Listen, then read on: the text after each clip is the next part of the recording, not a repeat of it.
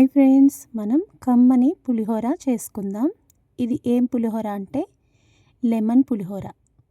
ఇప్పుడు మనకి పండగలు స్టార్ట్ అయ్యాయి కదా. ఈ పండగల టైంలో ఇలాగా పులిహోర చేసి పెట్టుకుంటే 10 నిమిషాల్లో మనం చక్కగా ప్రిపేర్ చేసుకోవచ్చు. ఓకేనా ఫ్రెండ్స్, దీనికోసం ఏమేమి కావాలో చూద్దామా. నేను కేజీ రైస్ బాయిల్ చేసుకొని పెట్టుకున్నాను. పచ్చిశనగపప్పు, ఎండుమిరపకాయలు, కొత్తిమీర, మినప్పప్పు, గుళ్ళు, సాల్ట్,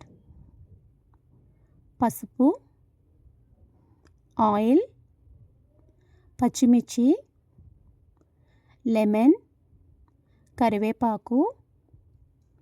మనం దీనికి ఒక పిండి రెడీ చేసుకోవాలి ఇందులో కలపడానికి. దానికోసం ముందు స్టవ్ మీద ప్యాన్ పెట్టుకోండి. 1 స్పూన్ ఆవాలు వేయండి. ఆవాలు వేసిన తర్వాత ఇవి బాగా ఫ్రై చేసుకోవాలి. ఫ్రై అయిన దాంట్లోనే 1 స్పూన్ నువ్వులు వేసుకోవాలి. నువ్వులు కూడా వేసుకొని దీన్ని చక్కగా ఫ్రై చేసుకొని మొత్తం కూడా ఫైన్గా పౌడర్ చేసుకోవాలి. బాగా ఫ్రై అయిన తర్వాత పౌడర్ చేసి అందరికీ దేవీ నవరాత్రులు శుభాకాంక్షలు ఫ్రెండ్స్. మనం ఈ ప్రాసెస్ని స్టార్ట్ చేద్దామా. ముందు స్టవ్ మీద ప్యాన్ పెట్టుకొని ఆయిల్ వేసుకోండి. నేను ఇది చేసిన ప్రాసెస్ అంతా కేజీ రైస్కి చేస్తున్నాను. అలాగే ముందుగా గుళ్ళు వేసుకొని గుళ్ళు బాగా ఫ్రై చేసుకోవాలి. ఫ్రై అయిన దాంట్లోనే మినప్పప్పు, పచ్చెనపప్పు, మినప్పప్పు వేసుకొని ఫ్రై చేసుకోవాలి. అది బాగా ఫ్రై అవుతున్నప్పుడే పచ్చిమిర్చి, నేను 4 పచ్చిమిర్చి తీసుకున్నాను.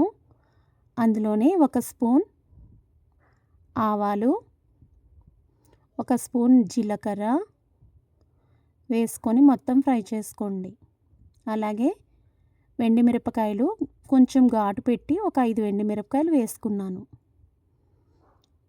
తర్వాత ఫైనల్గా అన్నీ ఫ్రై అయిన తర్వాత మనకి పసుపు, మనం తీసుకున్న రైస్ బట్టి పసుపు, అలాగే సాల్ట్ కూడా వేసుకోవాలి.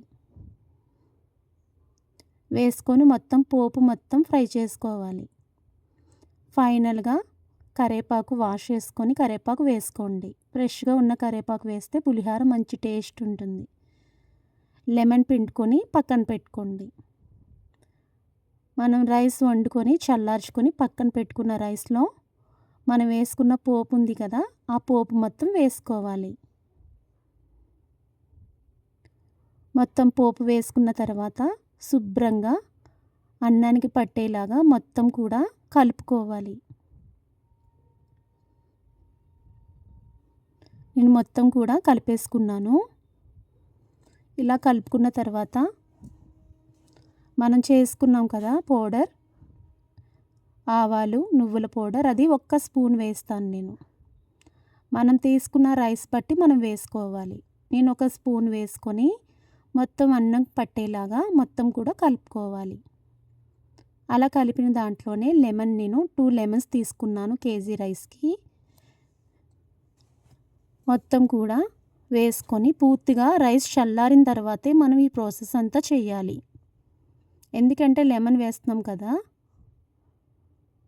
మొత్తం కూడా లెమన్ పట్టేలాగా మనం వేసిన పోపుకి అన్నానికి మొత్తం కూడా కలుపుకోవాలి.